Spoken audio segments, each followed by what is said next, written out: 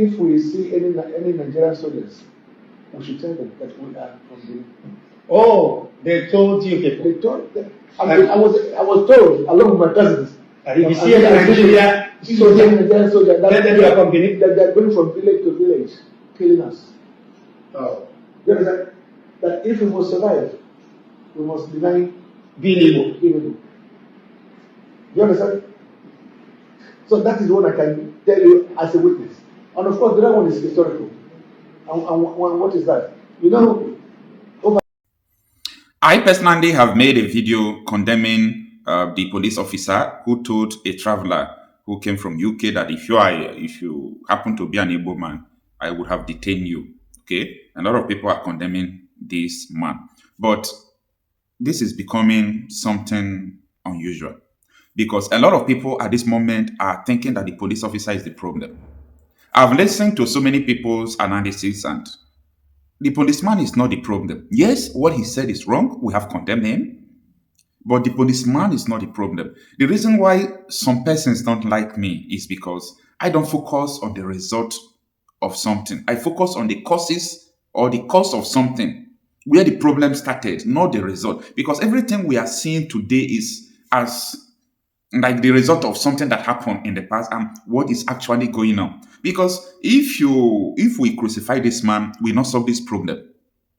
Even though you hang this man that made a statement, shoot him dead, we not solve that problem. Yes, I have condemned him. What he says is totally wrong.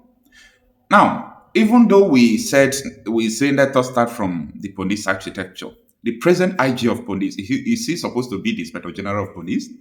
Why do they resign so many people who are ahead of him, including that Igbo man supposed to be an IG today?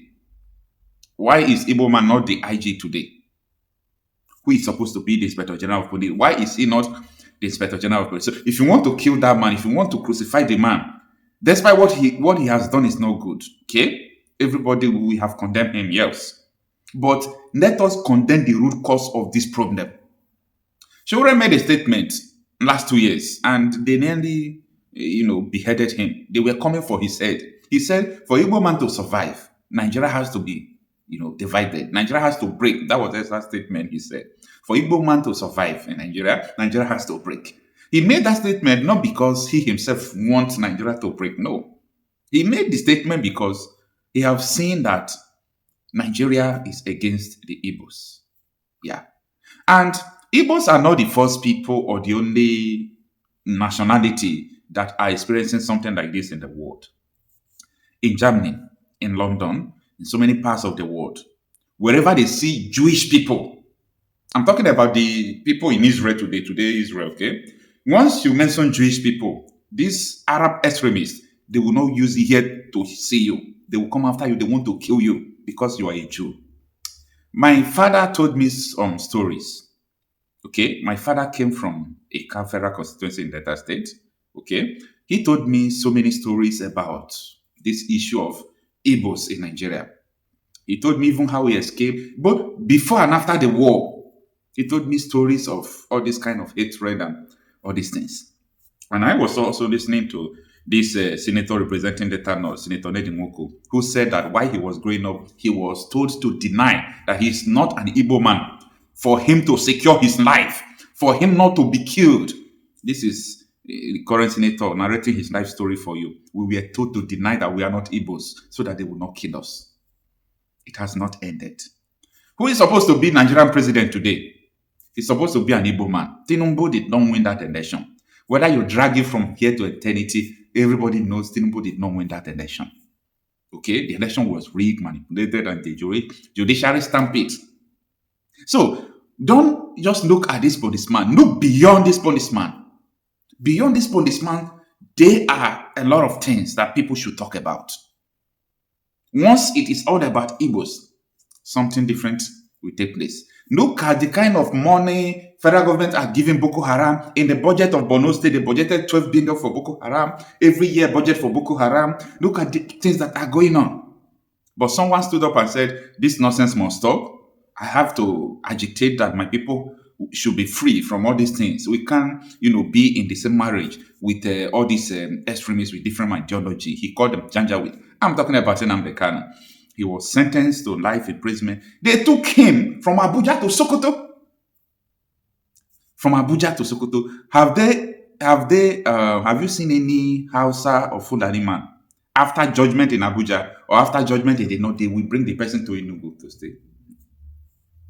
So everything about Igbos is totally different in Nigeria. Okay, this hatred or let me say, was manipulated. It's a product of manipulation. Let me put it in that way. And it took decades for them to be able to put it in place. Now, I'm quoting Gowon. He said, if Igbos want to leave Nigeria, he's going to divide some part of Igbos out of them so that they will not have much power. That was where they created all these people from rivers. They created these people from, that they separated them so that they will not have much power again. And the target was, anywhere there is resources that Igbos have, let us give it a different state and tell them that they are not Igbos. That was the game plan. And it worked for them. It worked for them. They removed history from school so that you will not know your history. If you go to Delta State Constitution, they call the Delta not Igbos. Delta State Constitution. You know, so many years, even before there was something called Nigeria.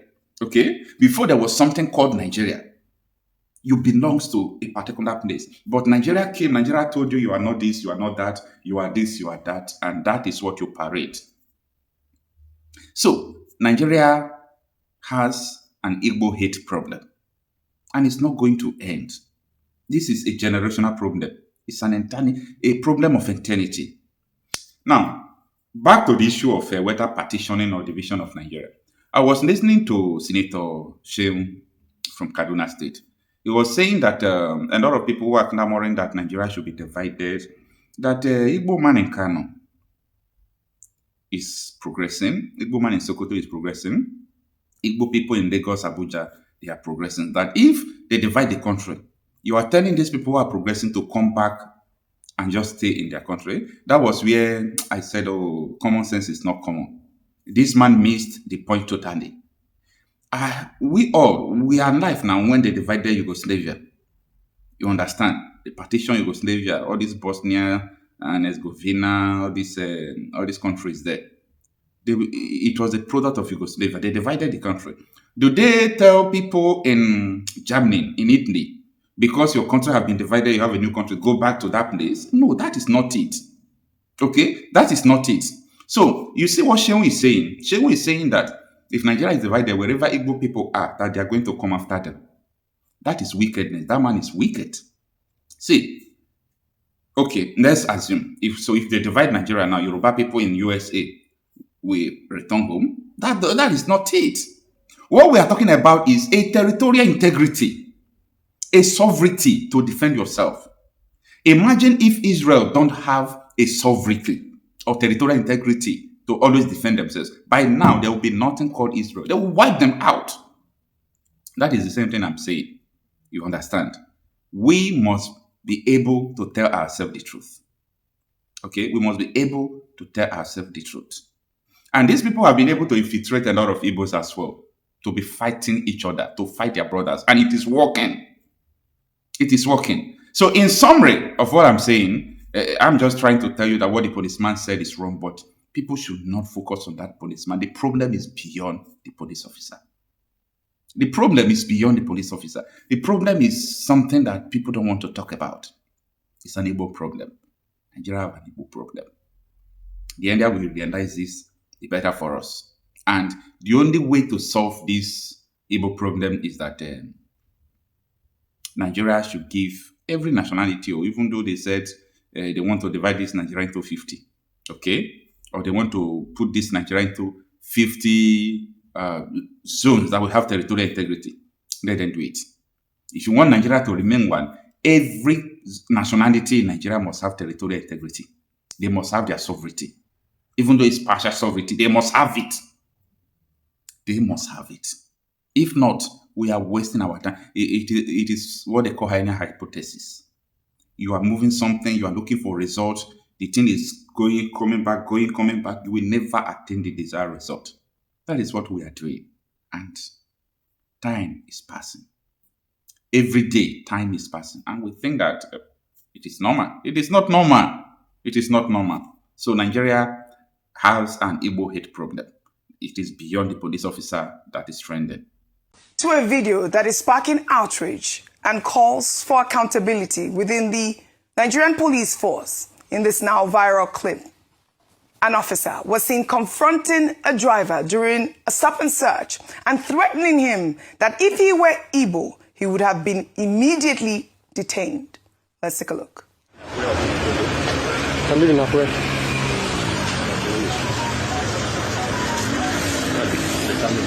Okay.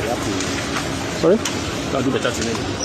The taxi, I don't have anything to go. I don't have anything to have, I would give you. I just want to see you are very close to that dog. Is another person or Igbo or I'm just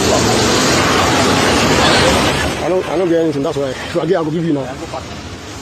Hey, can I have my driving license here? What can I do now? You have my driving license here. I'm recording you. To let you know, I'm recording you right now. So, can I have my driving license? Check your paper and then let's go. Better.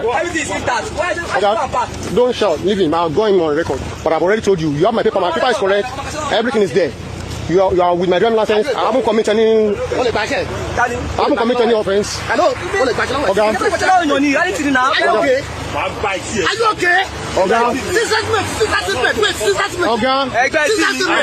don't go to that level. He hasn't gone to that level. A Nigerian police officer on duty in uniform openly telling a citizen that his ethnicity would have determined whether he was detained or not.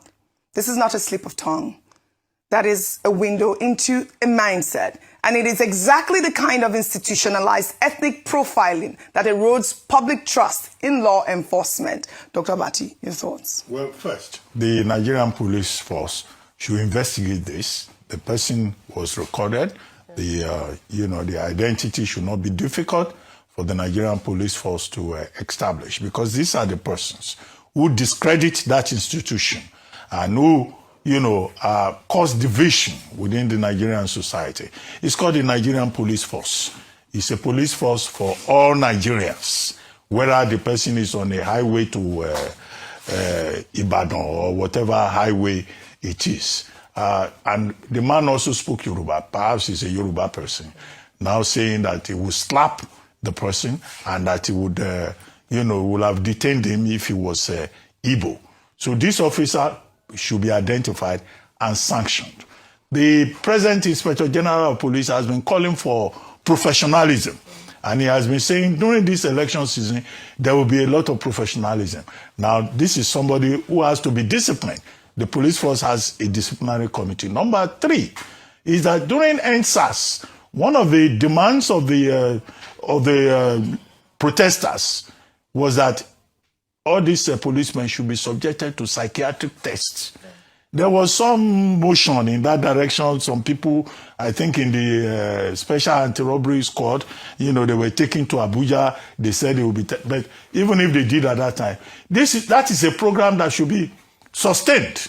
We cannot have people with mental health problems on the streets of Nigeria, and you give them guns, and you ask them to check for papers. Absolutely. And it is after a fashion that when Nigerian policemen check all your papers and your papers are correct, they still will not allow you to go. No. In fact, some people have been reported as asking for fire extinguisher. If they don't ask for fire extinguisher, or if you have it, right, they will ask for that triangular thing, C caution. They call it. They will ask for C caution. Right. If you produce C caution, they may ask for your birth certificate. Birth certificate? Yeah. You have heard that before? Have you not heard? They seize people's phones. Right. They will be asking for your bank account. This is really number. Unfortunate. But we have highlighted this video. Yes. And now we have to make sure that the Nigerian police force, take note of these officers. And, there should be disciplinary action.